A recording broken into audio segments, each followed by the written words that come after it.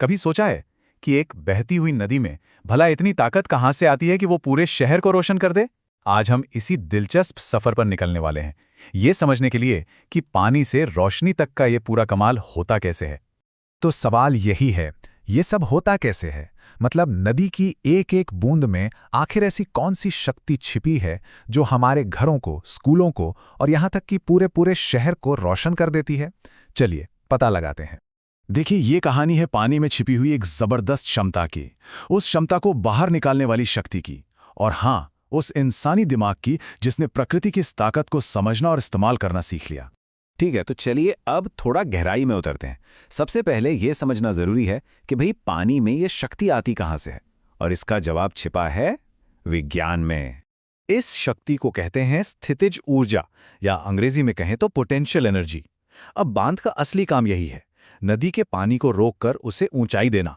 जब पानी एक बड़े से रिजर्वोयर में जमा होता है ना, तो उसकी ऊंचाई की वजह से उसमें बहुत सारी, मतलब बहुत ही ज्यादा ऊर्जा जमा हो जाती है। सीधा सा हिसाब है, पानी जितना ऊंचा, शक्ति उतनी ही ज्यादा। तो बांध में जो ये शक्तिशाली ऊर्जा जमा हो गई है, वो हमारे घरों तक बिजली बनकर पहुंचती कैसे है? असल में ये एक बहुत ही सधा हुआ 4 कदमों का सफर है। ये पूरा सफर ना 4 मेन हिस्सों में बटा हुआ है। सबसे पहले शक्ति को जमा करना, फिर उस शक्ति से टरबाइन को घुमाना, तीसरा कदम है उस घुमाव से बिजली पैदा करना, और आखिर में उस बिजली को हम सब तक पहुंचाना। आइए इन्हें एक एक करके समझते हैं। अब आता है दूसरा कदम, और सच कहूं तो ये किसी जादू जैसा लगता है। आपको बचपन में हवा से घूमने वाली वो कागज की फिरकी याद है? बस समझ लीजिए कि ये उसी का एक बहुत बहुत ही बड़ा और शक्तिशाली रूप है। होता क्या है कि जब बांध के गेट खुलते हैं तो वो जमा हुआ पानी पेनस्टॉक नाम की विशाल पाइपों से जबरदस्त रफ्तार और दबाव के साथ नीचे की ओर बहता है, और ये पानी सीधा जाकर टकराता है नीचे लगी एक विशाल टरबाइन के पंखों से, और उसे इतनी तेजी से घुमाता है कि आप सोच भी नहीं सकते। और बस यहीं पर असली जादू होता है।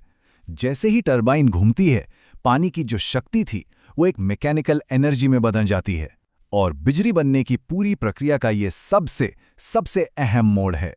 वैसे इस जादू का एक साइंटिफिक नाम भी है, विद्युत चुंबकीय प्रेरण। ये एक ऐसी प्रक्रिया है जिसमें एक जनरेटर के अंदर तांबे के तारों के बीच बड़े बड़े चुंबकों को तेजी से घुमाया जाता है, जिससे बिजली यानी इलेक्ट्रिसिटी पैदा होती है।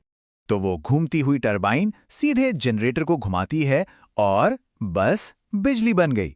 फिर इस बिजली को बड़े बड़े तारों, जिन्हें हम ट्रांसमिशन लाइन कहते हैं, उनके जरिए हमारे शहरों, कस्बों और गांव तक पहुंचा दिया जाता है।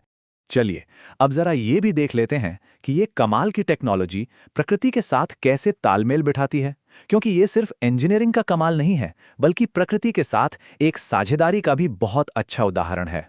हाइड्रो पावर के बारे में ना कुछ बातें बहुत ही दिलचस्प हैं।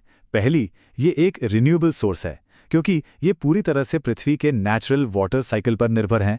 दूसरी बात, ये प्लांट्स जरूरत पड़ने पर कुछ ही मिनटों में अपनी पूरी क्षमता से बिजली बनाना शुरू कर सकते हैं। और हाँ, एक और खास बात, आजकल के मॉडर्न डैम्स में मछलियों के सुरक्षित आने जाने के लिए फिश लैडर जैसी खास सीढ़ियां भी बनाई जाती हैं।